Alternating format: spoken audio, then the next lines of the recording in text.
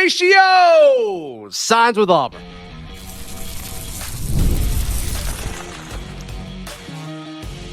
You are Locked On Auburn, your daily podcast on the Auburn Tigers. Part of the Locked On Podcast Network, your team every day. Yes, welcome on into Locked On Auburn, your daily Auburn Tigers podcast. Thank you so much for making Locked On Auburn your first listen every single day. We're going to hear from Matt Moscona, host of Locked On LSU. We're going to talk about Xavier Atkins, get his perspective on things.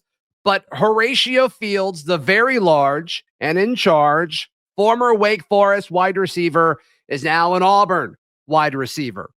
And I think his size is kind of the exclamation point on why the upside and excitement around this signing is so solid. Horatio Fields, 6'3", 205. According to Hayes Fawcett, he has 2 years left of eligibility. And you got to love what that could bring to this room. Not just a one-year rental, a guy who can really become a key part of the system. And if Jackson Arnold's here for multiple years, Horatio Fields could be kind of, a solid third or fourth option in this offense. And I think he brings a little bit of versatility that you don't typically see with guys who are 6'3", 205. Anytime we talk about a wide receiver that Hugh Freeze has brought in and found success, what do we say? We talk about how dang big they are and how physically imposing they are on the outside of the field and their catch radius and how physical they are. He's got a long track record at Ole Miss, including, some guys at Liberty. Demario Douglas, kind of a different build, but still has found success. But then you look at Horatio Fields, and this guy kind of looks like other guys that he's brought in via the portal. Now, some of those larger body guys haven't panned out, but Horatio has had some production at a P4 level, of course, in the ACC. Last year, 39 catches, 463 yards, 4 touchdowns. He averaged 11.9. We'll call it 12. Help Horatio out. 12 yards a catch. Okay, yeah, so the production is there. And also, it's like, okay, hey, Perry Thompson, if you don't take that next step forward, I think he does. A lot of people think he will. But if he doesn't, you have a little bit of a piece here to say, all right, here's another option if certain guys don't take that next step. You also lose Camden Brown from last year. Horatio Fields, I think, could be a more proven Camden Brown. You all know I love Camden Brown. He really won me over this past offseason with his mentality and approach to the game. But if I had to pick Camden Brown or Horatio Fields, I do think I would take Horatio Fields. But here's where Horatio could get interesting. You look at where he lined up at Wake Forest a year ago. He played 727 total snaps, and about 60 of those were on special teams. So you got the versatility aspect of special teams as far as just having that aspect to his game. Don't know where I was going there, but it's interesting. He lined up out wide 541 times, and he played 114 snaps at slot. Now, right now, slot is the position that I think is super intriguing, super interesting. Cam Coleman is one outside wide receiver. The other outside wide receiver, I think, assuming you get Eric Singleton at some point, that becomes a key part of the conversation is like, okay, then where else does everything fill out? Because you've got Perry Thompson, who we all see as an outside wide receiver. Horatio Fields, whose body type, 6'3", 205, can't stress that enough, projects to be more of an outside wide receiver. But Horatio can play inside. He did it for 100 snaps last year at Wake Forest. Eric Singleton can play inside. Bryce Kane, where does he fit into this conversation? I just think Auburn's going to have a lot of opportunities and a lot of potential snap counts. They opened up when Rivaldo Fairweather ran out of eligibility. And you think about Horatio Fields. In fact, I was talking to somebody right before I recorded this, a big supporter of the show, big Auburn supporter. And he said, man, it almost makes you think he's a tight end with how big he is. And it's like, well, those snaps are now available. Is that a way? I'm not saying Horatio Fields could play tight end, but I am saying, could he use some of those snaps where Rivaldo was on the field as a wide receiver, even though he did play tight end? I don't know. I think the opportunity is going to be there. How fun is this? I mean, just talking about all the potential options, especially if Auburn can lock down Eric Singleton. I mean, just all of the options that Jackson Arnold is coming into to throw to. What a nice problem to have is like, oh man, how are all these guys going to get on the field? They've transformed this wide receiver room that we talked about it going into last year. And they seem like they're in a great spot to succeed this year as far as getting that passing game right. You can tell it's an emphasis for Hugh Freeze. Adding Horatio Fields certainly checks several of those boxes. So very excited to see what he does in the SEC. Horatio Fields, welcome to Auburn. Auburn welcomed Xavier Atkins, the former LSU linebacker. I sat down yesterday with Matt Moscona, host of Locked On LSU. I think he offered a pretty interesting perspective. That's next, right here on Locked On Auburn. Today's show is brought to you by our friends at the College Football Playoff. It's that time of the year. The College Football Playoff is back. And with the newly expanded 12-team format, it's guaranteed to be bigger and better than ever, bringing you all the hard-hitting and high-flying excitement that you love. TNT sports coverage of the College Football Playoff begins on December 21st, starting with the CFP kickoff show presented by AT&T at 11 a.m. Eastern, leading into the first game of the day, SMU versus Penn State. And, of course, after that, Clemson looks to take down Texas. That's scheduled at 4 p.m. Eastern. Don't miss a moment of the action. Watch College Football Playoff presented by Allstate, live on TNT, True TV, TBS, and Max. Today's show is also brought to you by America's #1 sportsbook. Yes, the everydayers know that is, of course, FanDuel. FanDuel, America's #1 sportsbook. Right now, new customers, you can bet $5. You can get $150 in bonus bets if you win. The FanDuel Sportsbook app gives you everything you need to place live bets on the NFL and, of course, the College Football Playoff. Be sure you're ready to go heading into Friday night / this weekend. Just visit FanDuel.com to join today, and you'll get started with $150 in bonus bets if you nail that first $5 bet. All that at FanDuel.com. Joining us now, Locked On LSU host Matt Moscona, the GOAT, the best in the biz. Look, let's talk about this. Xavier Atkins, the former LSU linebacker, now an Auburn linebacker, didn't seem to play a ton, and when he did, if you care about Pro Football Focus's opinion of players, they didn't like him too much. What is Auburn getting with this guy? A really athletic guy, a little bit of a smaller linebacker, but 6'1", maybe right at about 200, maybe a little over 200 pounds, but a good frame. And Zach, he's from Texas, and they liked him a lot, so much so that actually, if you go back, their veteran linebacker, Greg Penn, was injured against Ole Miss. That was a big game for LSU right at the midway point of the season. And when Penn went down for a series, the first linebacker that came in was Xavier Atkins. Yeah. But as the second half of the season went along, the other freshman linebacker, Devon Keys, just kind of passed him. One thing that really sucks for Xavier Atkins, so he played the 4 games, right, to maintain a red shirt, and then he played 1 snap against Alabama, which is his 5th game. So he lost and then didn't play again the rest of the year. So he didn't play the final 3 games. He played 1 snap in the month of November, and that cost him a redshirt year. Why did they do that? Did they think he was going to play more down the stretch? No like, did they even realize it in real time? Like, what do you think went into that? I don't think anybody ever noticed or asked the question. I only noticed it when Xavier Atkins went into the portal, so I talked about it.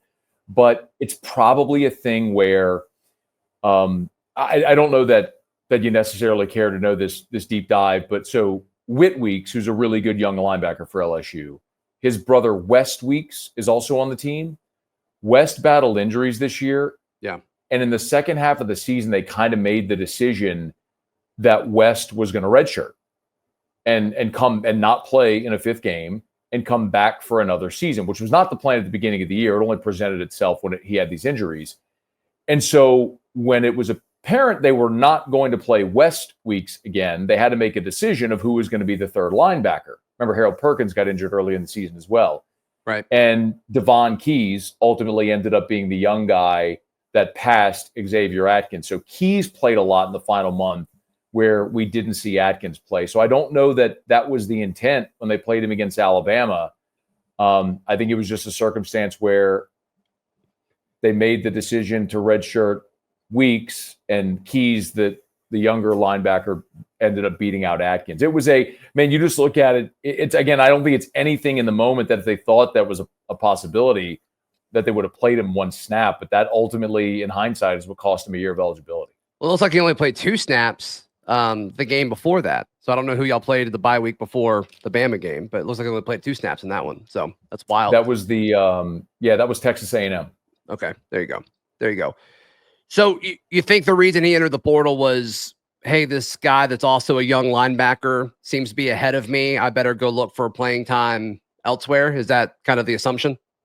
Well, there's a couple things. So that's part of it, just with his class, but also what I just alluded to there with West Weeks coming back. And then sure. The other thing, Zach, which is probably a bigger deal, is the scuttle around here seems to be that Harold Perkins is going to return. Now, nothing's ever done until it is.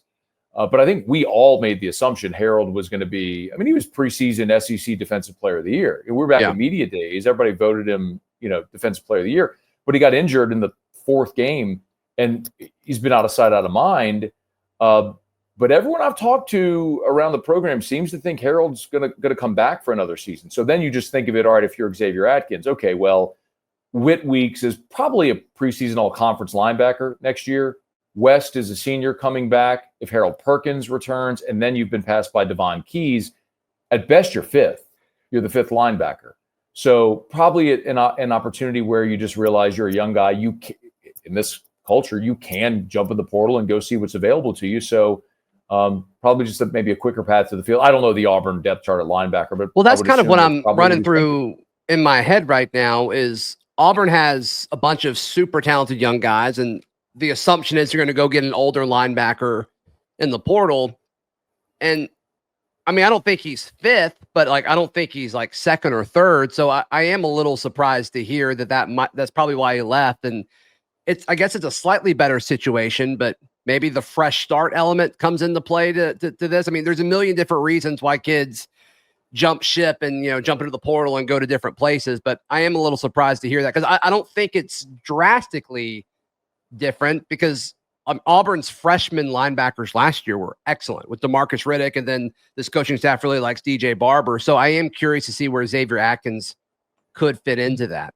But as far as his traits, do you like his upside? Do you like what he could bring to the table if he does develop as an SEC defender? Yeah, Zach, look, he was impressive enough that in what was the biggest game of the season, he was the first linebacker on the field, coming off the bench. Right. So I think it's just a matter of, you watch guys in camp and you make assumptions, right? What you think based on what you've seen, and then you start playing games and you see who can sink and who swims. And it's just that another younger guy passed him up.